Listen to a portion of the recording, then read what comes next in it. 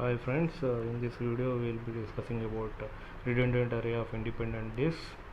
So basically what is redundant array of independent disk? A redundant array of independent disk is a group of hard drives which are grouped together, and we will be using some form of duplication of the data. Okay, so basically what is RAID? RAID is a group of hard disks grouped together with some form of duplication.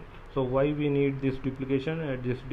Duplication is necessary to increase reliability or to speed up operations, or both. That is, to improve the speed up of operation, that is to improve the performance, and to improve the data reliability we will be using this duplication.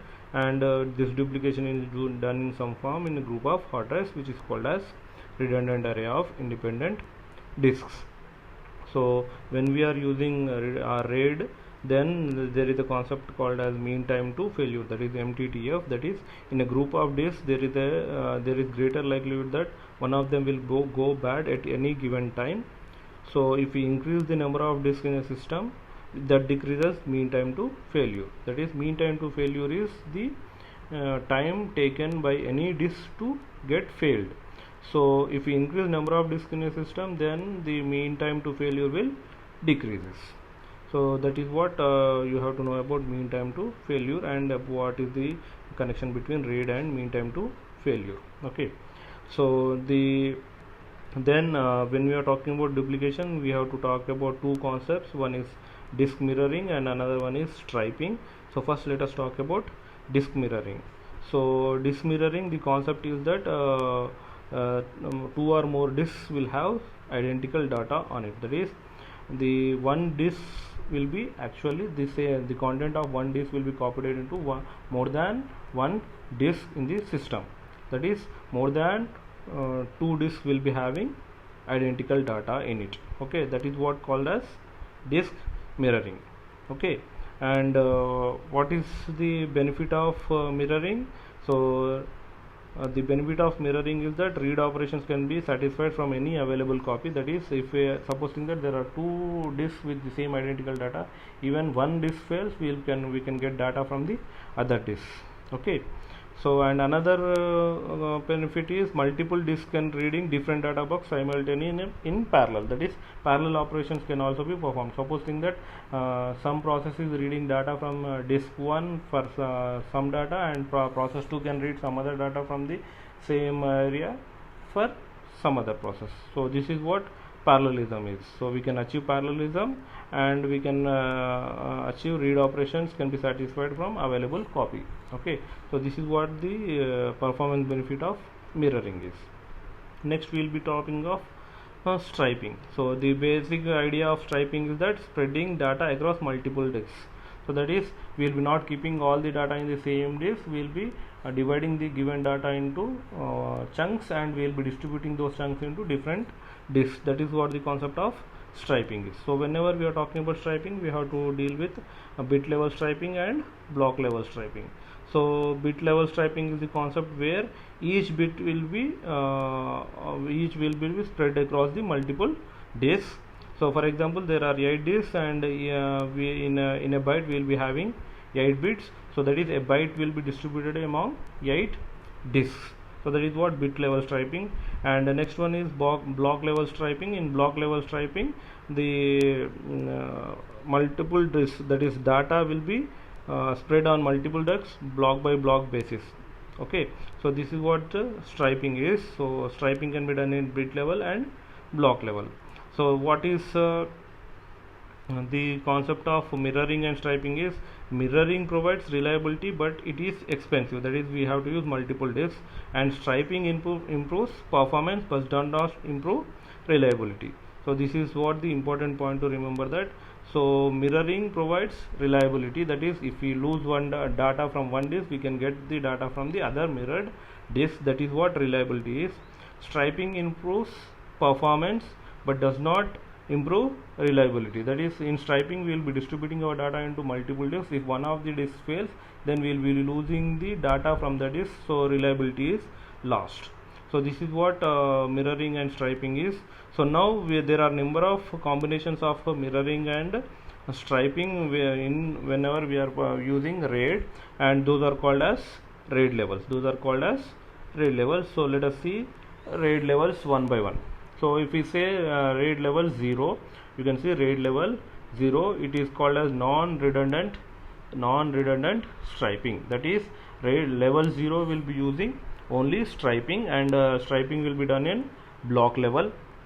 Performance is good, but one disk failure causes data loss. As we said that if one disk loss, so we will be losing the data in the disk. So when we are using striping and block level striping, all the blocks which are stored in this disk will be lost. So that is what level 0 is. And coming to level 1, so level 1 we will be using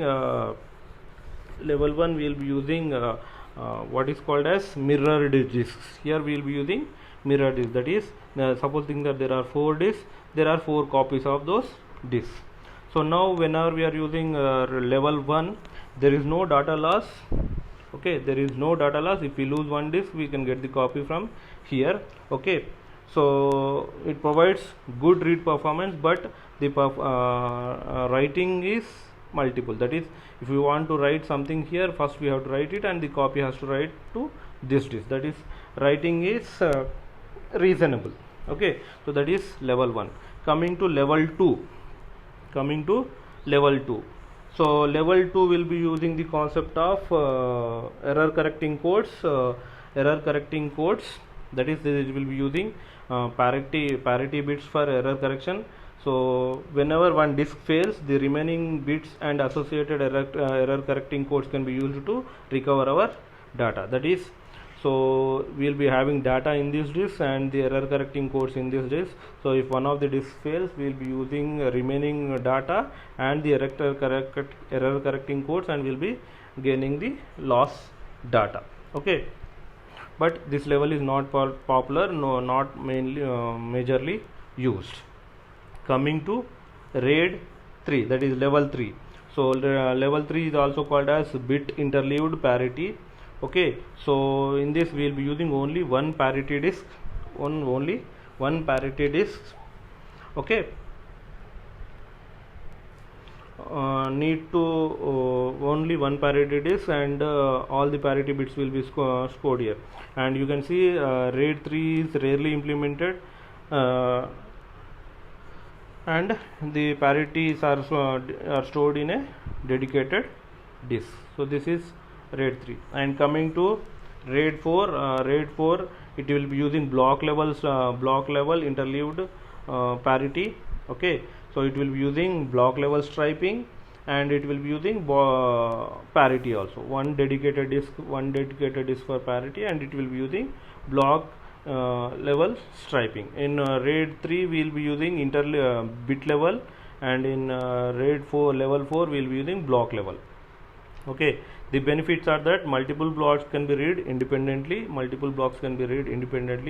and any changes to a block only require 2 blocks. That is, we have to write the whatever modifications we have done, and we have to change the parity bits. So this is what RAID level 4 is. Okay, performance is good for read in RAID level 4, but writing requires updation of the data as well as parities. Okay, so it will be good for large writes.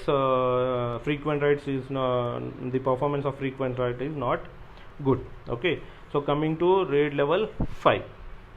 So RAID level 5, then here we can see that it also uses block level striping and block level interleaved parity, and the parity will be distributed. That is, in level 4 we are using only dedicated disk for parity.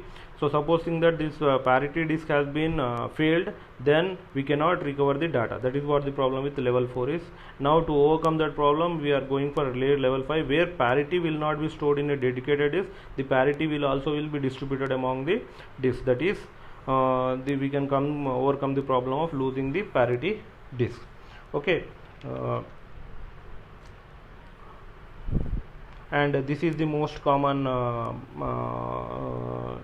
thing we will be using. Okay, you can see that evenly balancing and load on the system will be gained by RAID level parity. Okay, and type 6, that is level 6, utilizes block level striping and distributes 2 parity blocks in each disk with an array. So in level 5 we are using distributed parity. In level 6 we will be using 2 parity blocks on each disk within an array. Okay, so it is an enhancement to the level 5, but an additional block on each disk. So it has the ability to continue operations even it faces 2 concurrent display rules. This is achieved through the dual parity block or drive-in RAID 6 provides enhanced fault tolerance and enabling RAID operations to continue even if it encounters a failure. Okay, so this is what RAID 6 is. So which RAID level has to be selected will be determined on the cost of the disk, volume of the data, need for reliability, need for performance, and the rebuild time. All those things will come into effect whenever we are determining which RAID level we have to use. Okay, so this is what about RAID and RAID levels. Hope you understood. Thank you.